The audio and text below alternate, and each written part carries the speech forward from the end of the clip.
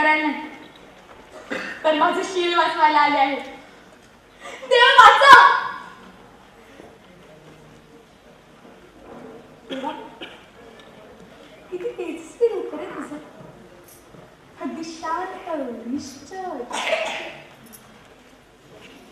पण असा निश्चल राहू नकोस. आज तुझी भक्त संकट असेल, तुझं हेच तेजस्वी रूप उठाव देऊ दे. तू असा सगुण, निर्गुण, तुझं हे रूप बघत राहावं असंच वाटतं. आणि म्हणूनच इकडे धाव घेतली. बाहेर बघ, सगळीकडे सैनिकांचा पहारा लागलाय. ते जुलमी सरदाराचे सैनिक मला येण्यासाठी माझं पाठलाग करतायत. आता माझं शील, माझी अप्रोहित तुझ्याच हातात आहे. जर त्यांनी मला नेलं तर तुझा विरह मी कसं सहन करायचा. तू हलात का नाहीस, बोलत का नाहीस. माझी भक्ती ही नेहमी आणि नेहमी तुझ्यांसाठी होती रे. एका गणिकेच्या पोटी जन्माला आले ना, माझा दोष काय रे. तरी तुझीच भक्ती करत आहे. गणिकेचं वातावरणात वाढले तरी तुझ्याच भक्तीत अगदी लीन झाली. लहानपणी माझ्या पायात बांधले गेले ते घुंगरू पेढी म्हणून माझ्या पायात पडून राहिले असते, पण तुझ्या भक्तीच्या मार्गाला लागले आणि मोकळी झाले रे. तर जगण्याचा उपभोग आला होता मला. त्या सरदाराचं संकट माझ्या दाराशी येऊन ठेपलं होतं. छळलं रे मला आणि माझ्या आईला.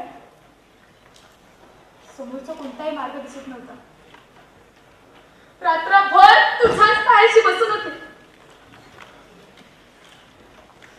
तेवढ्यात वारकऱ्यांचा भजनाचा आवाज माझ्या कानी पडला आणि तू मला मार्ग दाखवलास. तुला भेटायची वाट लागली रे मला. दासीचे कपडे घालून घराबाहेर पडले. चालत चालत तुझ्या दर्शनाला आले आणि इथलीच झाली.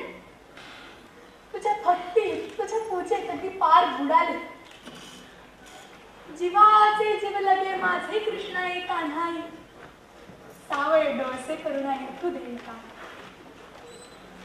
देवा, हे देऊळ तू माझं घर बांधलं आणि तू चिखला करता करिता. याच मंडपातून माझे अभंग रचले. तुझी मूर्ती डोळ्यात साठवून ते सर्वजणांना ऐकवली. सर्वांना वाटायचं विठ्ठल भक्तीत बुडालेली मी एक वेडी आहे. हो, विठ्ठल भक्तीत बुडालेली ही कानपात्रा वेडीच आहे. मग देवा, तुझा विरह मी कसं सहन करायचा. आणि जर का सरदाराकडे मी परत गेले नाही ना, तर ते देव उद्ध्वस्त करून टाकतील रे. माझी विठ्ठलाची मूर्ती उद्ध्वस्त करायला ते मागे पुढे पाहणार नाही. आणि जोपर्यंत मी जिवंत आहे मला ते होऊ द्यायचे नाही. काय हवंय रे मला. फक्त आणि फक्त तुझी भक्ती करायची आस आहे. माझा अधिकार नाही. भेटी देई विठाबाई, खाव देई चरणापाशी तुझी कानोपात्र दास. देवा, पण मला माहिती तू मला असा निराश करणार नाहीस. आधी तुम्हाला मार्ग दाखवतच होत असतील, पण तेव्हा तुम्हाला त्या संकटातून तरुण दिलंस. तसंच आज आहे आणि माझे प्राण केल्याशिवाय हे संकट टळणार नाही. अगा कुठीचा राया, अगा विठ्ठल सखया, अशी अर्थ हात मी तुला मागते. माझ्यासाठी धावून ये. तको देवराया अंतता पाहू, प्राण हा सर्वथा जाऊ पाहे. तुझं वेळ ठावलं दिसे त्रिभुवनी, भावे व जननी विठाबाई.